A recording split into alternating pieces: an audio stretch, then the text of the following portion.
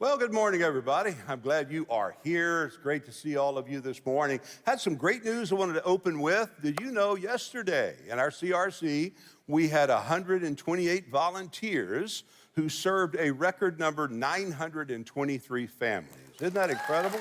Yep, so give them a big hand. And now keep in mind, that's families. That's on an average family out here is about 3 to 5 people. So you do the math and you can see how many people that we were able to help get through a difficult week. And so we're so excited about that. Thank you for your support, and I appreciate it so much. You know, when God created everything, and I do believe in the Genesis account of creation, I could summarize it this way. God one day stepped from nowhere. He stood on nothing. He spoke everything into creation, and it stays there because he tells it to. That's my understanding of creation. And I'm just suggesting to you that he created 3 institutions in the Bible. The first institution was the home. The second institution that he created was government. And the third institution he created was the church. And these 3 institutions are integral to the success and to the well-being of all mankind. And I honestly believe that the most essential of those 3 institutions will be the home. As the home goes, so goes the church. As a church goes, so goes a community. As a community goes, so goes a nation. So the home is fundamental. It is foundational. Again, it's the very first thing that God created. And so I say that because it should not surprise any of us that this institution called the home is under attack today. It's under assault. There are no little homes on the prairie represented in the room here this morning. Before Cindy went to heaven, she and I were married for 42 years, and she would echo from heaven, it was not perfect. There's no perfect marriages. There are no perfect homes. We all do the best that we can with the time we've been given to do better and to be better. That's why in a service like this, we can find principles from God's word that we could apply that hopefully make us have better, stronger, healthier homes. But homes are under attack. The family is under assault. And this morning, I'm going to talk about the most essential element of your family, and that is your marriage. How important it is for you and that partner that you love so much to make it work and to be able to have a healthy home. I was out in the lobby one weekend between service. This little girl ran up to me. She's out of breath. And she said, I said, what's wrong? She goes, this little boy keeps chasing me. I can't get him to stop chasing me. He's just chasing me from one end to the other. I said, well, honey, you know how to get him to stop chasing you. She said, how? I said, stop running. He won't know what to do with you if he catches you. Now, soon we call that dating, and then ultimately we call that marriage. That we're not sure what to do with you once we catch you. But that's why we are learning together how to be more effective and to be better. But can I tell you that all of us together are designed for relationship. Now, I know the tendency when you've been broken and your heart has been crushed, when you've gone through a broken relationship, the tendency we all have is to withdraw, to insulate and isolate. To say, you know, that old saying, you know, burn me once, shame on you, burn me twice, shame on me. And so sometimes you get burned by a guy and you just say, all guys are horrible. You get burned by a woman, all women are terrible. You go through it, but you have a bad marriage. You say, oh, I'm just never going to get married again. And sometimes we really do. We go to that extreme level thinking that we somehow can protect our heart by insulating and isolating. But the Bible teaches a principle in Romans 14:7. Listen to this. None of us lives to themselves alone. None of us die to themselves alone. God designed us to be relational.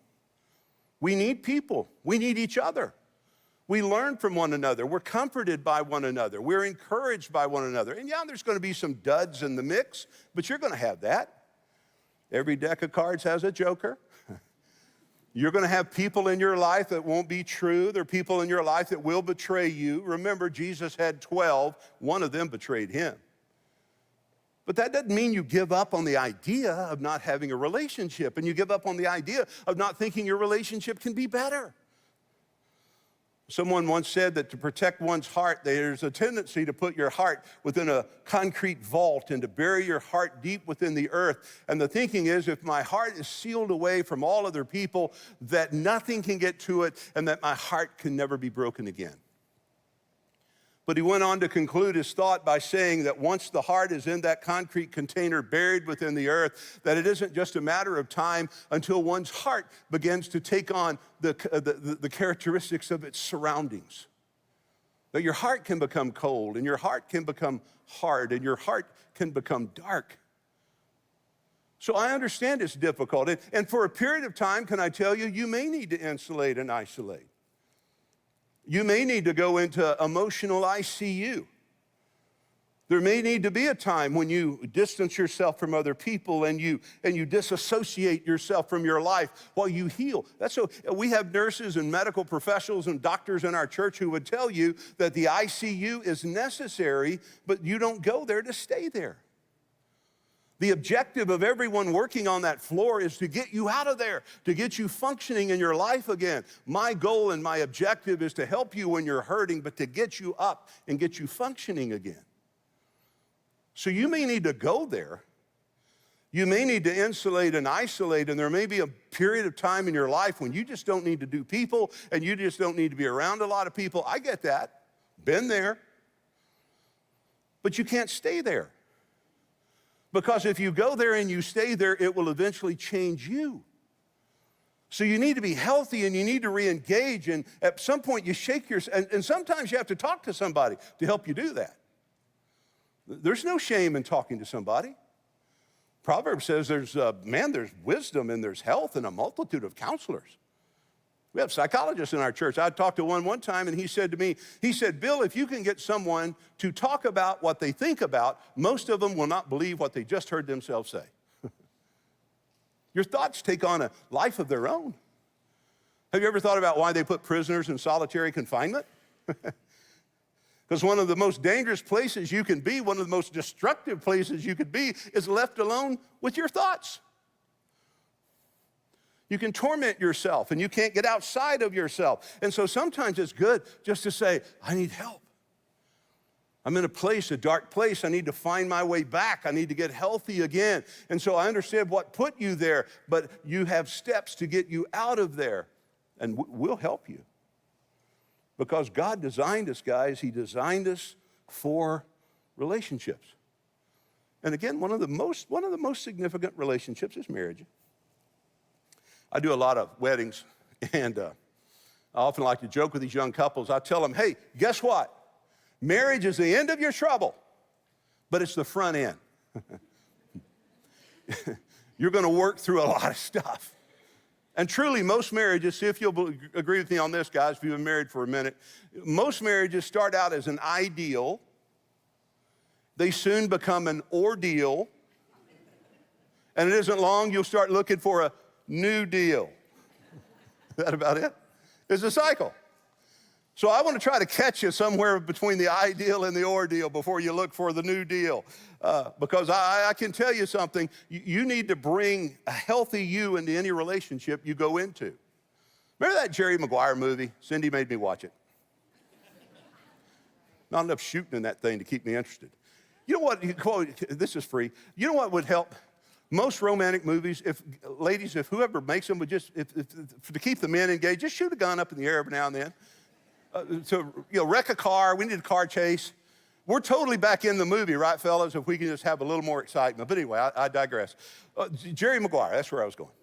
You remember the line from Jerry Maguire? Some of you, all of the ladies remember, you complete me. Did you know that's not true? Let me explain.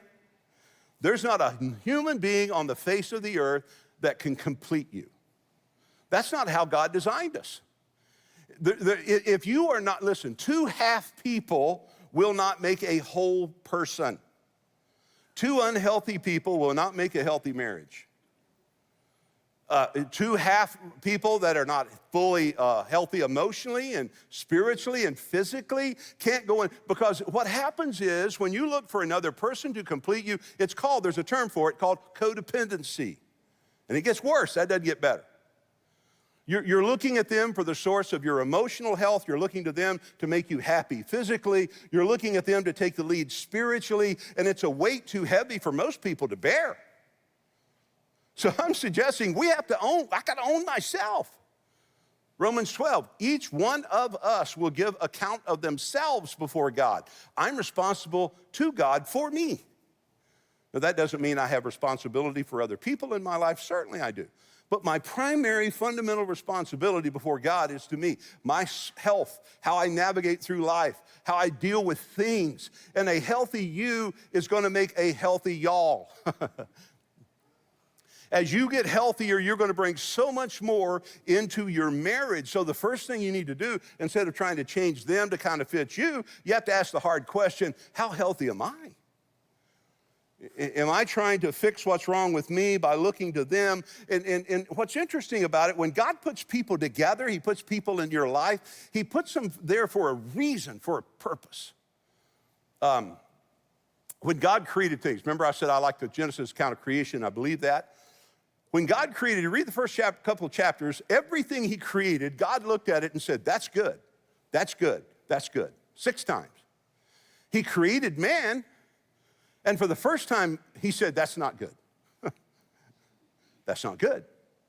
And then he went on to say, this guy needs a companion. He needs a partner. He needs a helper.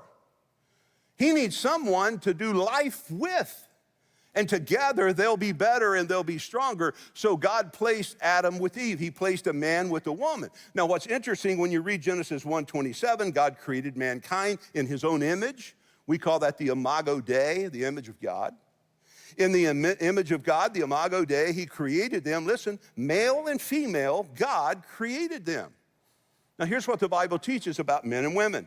We were created by God to be equal with each other, but to be different. We're different. A man is superior to a woman at being a man, and a woman is superior to a man at being a woman. It doesn't diminish either of us. It means God designed us in such a way that you fulfill areas of me that might need help in. If you hire people, one of the biggest mistakes you could make is hiring everybody just like you. If everybody thinks like you, if everybody sees the situation exactly like you, you're gonna have blind spots in your organization. You need to hire people that don't compete with you, but that contrast you. Because ultimately, guess what? They'll complement you. That's the same thing in a relationship. When you're looking for someone, you don't want someone that will compete with you or someone who really, will always, what's the word I'm looking for?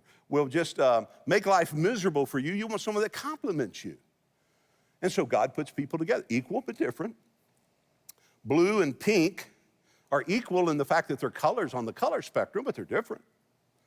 Hot water and cold water are equal in the fact that they're water, but they're different. So when God puts men and women together, he does so understanding that they're equal, but they're very different and they're very distinctive. Now this is an interesting study, and some studies will agree and some will disagree, but if you Google this, you'll see a lot on it. There's information about women being more right brain dominant. Have you heard that? Men being more left brain dominant. And there's a lot of science and thinking behind that, psychologists, sociologists. It's not a Christian study at all, but it's interesting because it goes back to how God wired us. They say women tend to be right brain dominant, which means women tend to be more emotional than men. I ain't looking at nobody.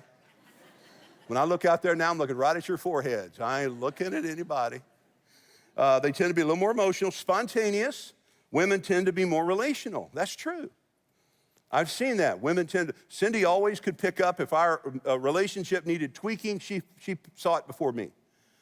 I've talked to a lot of couples, usually just do the preliminary to determine what type of counseling they need to go to or be in, but most of the time, women recognize a relationship in trouble before a man. It's just, this is how it is. I can't tell you the number of couples I've talked to through the years who have said, he didn't listen to me until the Samsonites were at the front door. Now, Samsonites are suitcases. And when that happened, he looks back at her and says to her, do we have a problem? And she, trying not to lose her mind, says, I've been telling you we've had a problem 4 months. Well, women are wired that way. And a wise man will listen because God has wired her in a way to be more intuitively and instinctively aware of the health of your relationship, more so than you. Now, I don't want to get too far ahead of myself, but before I forget this, can I tell you, one of the things that happen in a relationship is we wait instead of dealing with issues. When the woman identifies an area, sometimes we men, we got the next thing to do, and so we say, hey, wait, I know this is important, but just wait, we'll deal with it, I need you to wait. And here's the problem. The W-A-I-T-S can become W-E-I-G-H-T-S if left untouched. And the more you say wait, the heavier it gets. The more you say wait, 5 pounds become 10, 10 becomes 15, and before long, she's straining under the load of your weights because she's telling you, I'm in tune with this isn't right. And finally, what happens is the weights just drop. Now, no one in the house can see when the weights are being piled on because you're good with that. You can carry it. But everyone in the house sees it when the weights get dropped. They hear it. And they know it. So I'm just saying you can't put off, so fellas, don't take it personally. When your wife identifies some areas of relationships you need help, don't be defensive. Sometimes early on in our marriage, when Cindy will point out, I'm going, do you know how I'm working and how much I'm doing? What all this stuff going on? Now you're pointing this out. And I had to realize she's in tune with something that I'm not in tune with. I need to listen to this girl. She's trying to help me. Believe me, I'm married way over my head. And so I'm thinking, I better finally listen to her. But my point is, my knee jerk was to be defensive.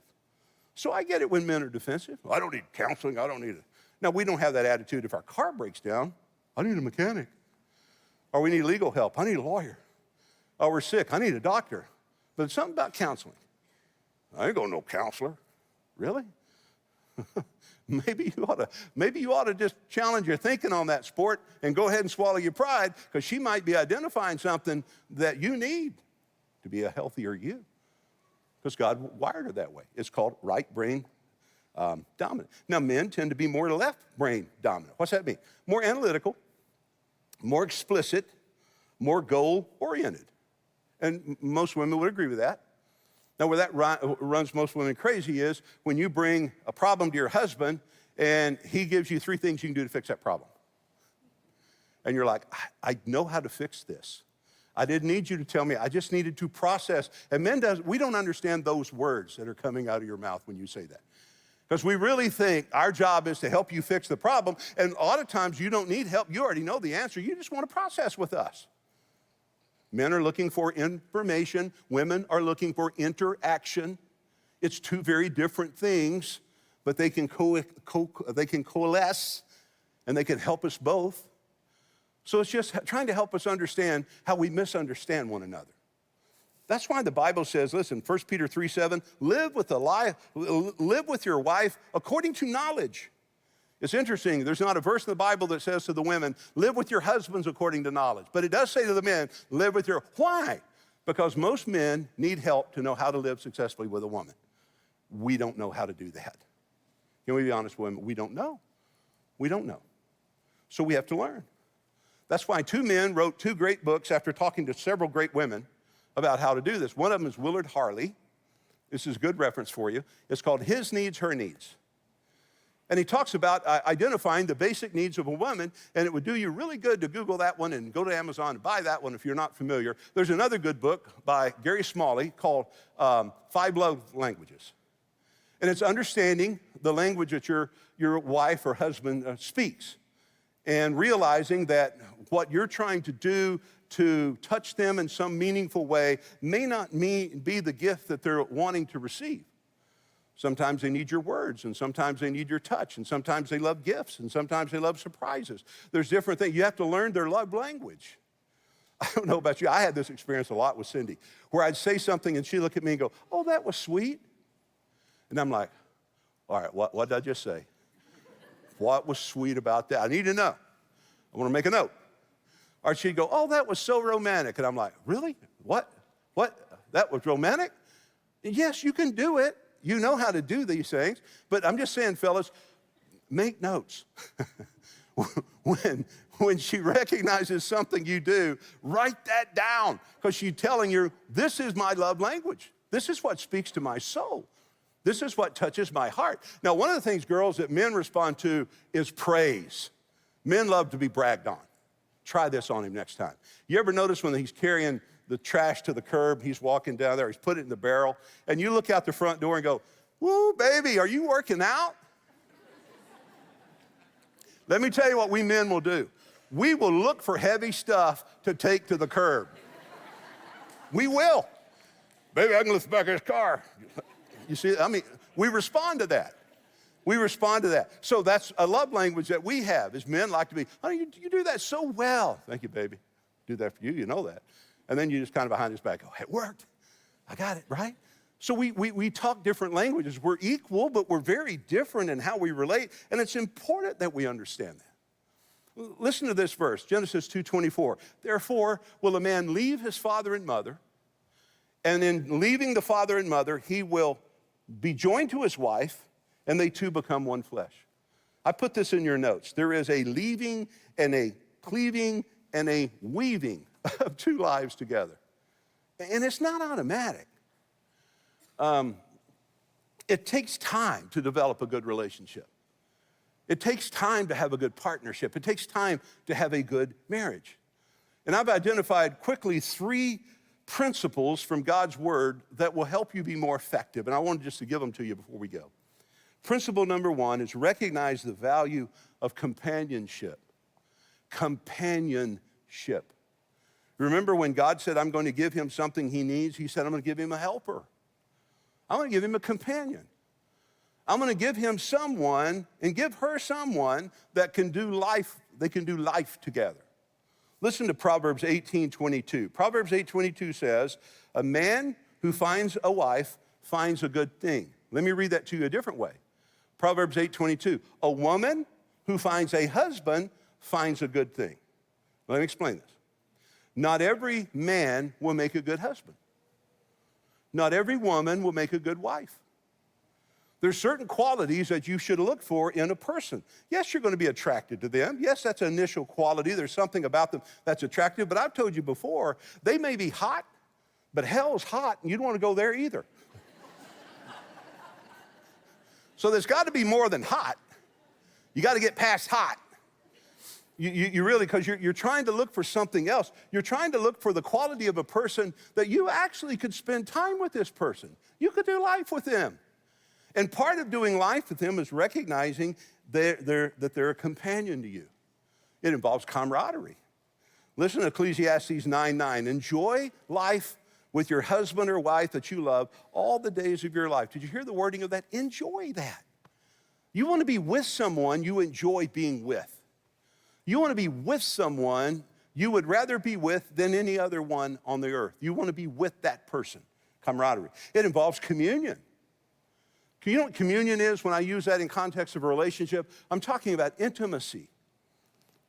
You know what intimacy is? Intimacy is into me I see. Intimacy. It means you can look into someone's heart. You know them. Into me I see. You want to find somebody that can look into you that knows you. Cindy and I were married long enough that if you told me something she said, I could tell you just based on what you said whether she would have said it. You could tell me how she said it, and knowing her as well, I could tell you whether or not she would have said what you said she said the way she said it, because I knew her. When you're in a relationship with someone, that's how that works. You ladies could defend him by saying he'd never say that. Nope. Now, he'd do that, but he wouldn't say that. Why? You know him. There's a beautiful psalm that God says, I will guide them with my eye. When you're in a communion, you're in intimacy, you're in a relationship, they can guide you with an eye. Let me tell you what it looks like. Another personal story, because I know me better than anybody. Hey, fellas, have you ever been where I was, sitting there at dinner with your wife and some other couples, and suddenly you feel inspired to share a story about something funny she did the week before that you didn't clear the story with her before you shared it? Has that happened to anybody, just me? Sitting there at dinner, 2 or 3 other couples, and all of a sudden I think about this funny thing Cindy did. And I'm right in the middle of my story. Man, it was so funny. And all of a sudden, our eyes meet. And she guides me with her eye. And what she said in her eye was simply this: abort the mission. Return to base. Self-destruct if need be.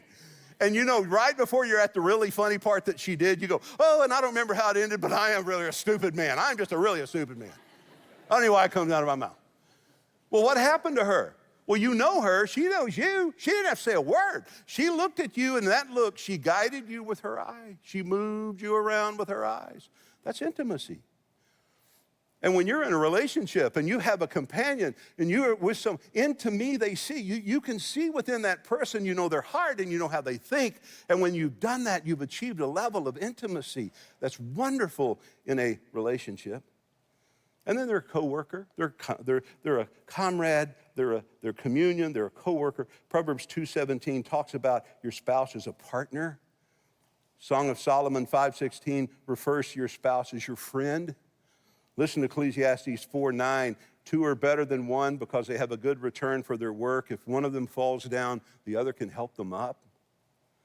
I've told you before, Cindy made me better in every area of my life. She made me better. She made me better as a pastor, a communicator. Early on, and I'd always ask her. She was my number one counselor, and she gave me good critique. And I'd always ask her, how do you think the message went? You know, nobody walked out, so I guess that's a win. You know, I'm processing. I finished before they did. That was a win. Well, just as soon as I said that. Well, anyway, somebody had to leave there right in the middle of that. I'm sorry. It was funny. My ADHD just kicked in. But all of a sudden, you know, you're asking her, you know, what do you think I did? And here's what she said. It really helped me. It helped me a lot. She said, you know what? You give great information. You really do. You share facts. You study well. I know you've prepared. But she said, I don't always feel anything when you talk. I don't feel anything. And she said, speaking from a woman's perspective, tell us about your family. Tell us about your kids. Tell me something about you're a good dad. You're a good husband. She said, I want to know that about. I want to know, when I hear you speak, relate to something as a woman that I can connect with you other than facts. Other than facts. I'm saying that helped me. I don't know how effective I am at doing that, but I'm just saying anything you hear, if I connect with any of you women, just look up at the sky and say, thanks, Cindy, you know, because that's something that she helped me with. What's my point? My point is God has put someone in your life to make you a better you, to help you grow and to help you develop. So there's companionship. Second word, and hurriedly, communication. Communication. One of the biggest challenges, guys, that every couple faces is conflict resolution. How do you work through it? I talked about the difference between wait and waits. And in conflict resolution, you have to find a way to get to a point where you can both be mutually satisfied with the outcome. Heard about a woman that went to a marriage counselor without her husband. And when she got there, the marriage counselor said, well, so you didn't bring your husband? She said, well, if I brought him, we'd only end up fighting. You get that on the way home. That was funny, actually. I thought it was funny, but I don't. Maybe not. But the point is that if you can't resolve conflicts with each other, if you can't work through that, you're not going to grow very far in your relationship. I've given you, but let me give this again. First of all, find the right time. Find the right time. Not every time to resolve a conflict is the best time. Not when you're at dinner with friends and, you know, or you're in the car in one of those awkward moments around the kids. That's not the right time. Find the right time. Number two, pick the right tone. Pick the right tone. Kind of, you're trying to bring the level of frustration. If you have to say, I'm too upset right now, I can't even talk about this. I'm going to say something that I might mean in the moment, but I need to chill a little bit before we talk about it. So if you know you better than you, so find the right time, find the right tone, find the right turf, find the right place to talk about this problem, and then find the right topic. What do I mean by that? Attack the problem, not the person. So many times, man, it goes south and nothing gets resolved because it becomes, well, you always, and you're like this, and you're like your mother, or you're like your dad, and boy, you're attacking each other when that's not the problem. The problem is the thing that has brought the conflict. It's not personal. It became personal. So fight the tendency for the problems that are created in your relationship to become personal. Stay on the problem. Don't attack the person. That involves good communication. I'd encourage you in the area of time management when it comes to communication. Make sure that you are spending the time, the quality of time, the quantity of time. You need to be a healthier you. Everybody needs a sabbatical. You need some time during every day. You need some time during every week. You need some time during every month. You need some time during every year. And you ought to talk to your spouse about what that looks like. It's different for different people. I'm talking to some of you guys who have crazy busy lives. So your sabbaticals may look differently than other people's. So I'm just saying, do what works for you, but find a happy medium where you can manage your time well, where you're spending time with the people who truly love you most. Because here's what happens. If you're not careful, you'll spend more of your time with the people who love you the least than you do with the people who love you the most. We talk about this a lot. People say, I got a lot of friends. When you see Facebook, 800 friends. I've told you before, no, you don't. You got 800 connections, but you don't have 800 friends. Are you kidding me? You got 800 people that will come into your life when every other friend has walked out. Really? You have 800 people that will let you share your heart without crossing their eyes or disconnecting the phone. Really? You have 800 people you could confide in and trust what you're telling them without any fear of them sharing that with everyone else. Really? No. When you think about it, you'll have a lot of acquaintances. Business partners, yeah, you have thousands of those, hundreds of those. But you really only have a few friends. And you need safe people in your life. You need safe people. You need them as a wife. You need them as a husband. You need safe people in your life.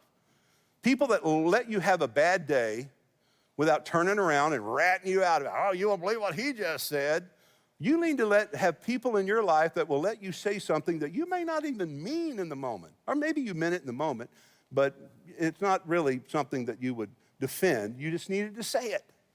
And they're okay with you saying it. And you got to work to develop those. I used the card thing a moment ago, talk about a deck of cards. You got a joker in there. You only have 4 aces. Well, that's biblical, but you really only, it's an illustration. You only have 4 aces. You can go through a life, and when you find the ace, when you find that person you can count on, hang on to them. Chances are the person you're the closest to this morning was at one time a stranger to you. That's why in Proverbs 17, he says, hey, if a person would have friends, not everybody will, but if you would have friends, you have to first of all show yourself to be friendly. There's a locked-in law of likeness in the Bible that says whatever you want, you give away. You want friendship, you be a friend. You're going to get burned in the process. Jesus had 12, and one of them burned him. So you're going to get burned in the process, but the return is so worth the investment of your time. Because what might happen in the interaction is you may develop a lifelong friend that will be there for you and be there with you and that will help you through the hardest times of your life. There's nothing like great friends. You need them. Your spouse should be one of them and premier above all of them. So you're looking for that level of friendship. Here's the last one, and we'll go. It involves companionship, communication, and here's the third one, commitment. Commitment. Commitment. Can I tell you this? Love will not keep you together. I don't care what Captain Tennille said. It will not keep you together. Now, it's beautiful, it's wonderful, it'll attract you, it's a great thing, but it won't keep you together. You know what'll keep you together? Commitment. Commitment. Love will go in and out of a relationship. It will get stronger and weaker from time to time, but if you decide by the grace of God, we're going to make this thing work, the love can come back into that relationship. You can restore a relationship. You can begin again. You know what I would suggest that you do? Start at the beginning. Start dating that girl again. Start dating that boy again. Just start there and let it be that, a date, guys, a date. That's it. Initially, a date. Just go out. Spend time with them. Get to know them all over again. Start there. And then from there, you may find the things that attracted you to one another are really still there. I sat in the living room of a young couple, and they were struggling in their relationship so bad. He sat across the room, she sat on the sofa, and I'm just listening to them kind of go back and forth at each other. And I noticed on the coffee table their wedding pictures in an album. I said, hey, what's that? Oh, it's their wedding pictures. Huh, let's look at those. That's awesome. So I just kind of changed the subject, picked up their wedding album, sat down. Hey, man, come over here and look at this. And so she scooted over. He sat down. So put it in her lap. And so they went through them picture by picture. And before you know it, they're smiling. Before you know it, they're laughing. Before you know it, they're crying because they're recognizing and they're realizing that what they had lost, but it was still there. It was still there. It had been dormant. It had been under the surface. Both of them had almost given up that it could ever come back, but they were kind of rekindling some embers. You know what I mean? Just rekindling a little bit of spark and a flame. And so I said, guys, you ought to why don't you go out this week? Just go on a date this week. Just start. And they ended up, I heard later on that they ended up really kind of starting down that path. They got some good counseling, and they've made it work. I don't know that works for everybody. I don't know that would work for you, but it's worth a shot. It's worth a shot. And I can tell you, man, if it does work, you'll be so fulfilled. God can do so many amazing things through your life. And there's no one that will love you and be there more for you than that person who's committed to do that journey of life with you. And can I tell you, it's the second closing, so you know I'm really done now. I can tell you when that vow says for better or worse, that's what it means. And can I tell you when it says in sickness and in health, that's what it means. When I walked through that journey with Cindy's health in the last days of her life on this earth, I never thought about it. I couldn't imagine being anywhere else. I told them at the church, I don't know what it's going to look like. I hope people are there when I get back, but my priority isn't there. My priority is with her. She went into that neurological intensive care unit at Zell Ipsy, and she didn't go out for 21 days until she stepped into the presence of the Lord. As I stand before you, I'm so proud that I never left her side. Not much I could do but get in the way. Kids were there, and we did everything we could and prayed for her and tried to be there for her. I never thought about the vows that I took when I was a 17-year-old kid to have and to hold from this day forth, for better and for worse, in sickness and in health, until God, by death, shall separate us. I've done a lot of stupid things in my life, but that was the best thing that I've ever done. I kept my word. I walked the line. And I stand before you this morning to tell you, I'm so glad I did. You will be too. Hang in there, man. Better days ahead. Let's pray. Lord, thank you for your word. Thank you for the value of great relationships. Thank you for people in our life that really love us, that love us enough to walk through the deepest valleys that we go through, to climb the highest heights. Thank you that they're with us in success and failure. They're with us in gains and in losses. They never change. They're there. And Lord, I pray you'll strengthen every relationship in this room and the thousands that may be watching and will watch online. Help us to see the value of that, the health of that. And Lord, I pray if there's anyone in the room or anyone watching who may never have trusted you as Savior, that this might be that moment when they humble their heart. They simply pray, Lord, with all that I know about me, I now trust all that I know about you. Come into my heart. Forgive my sin. I pray this in Jesus' name. Amen.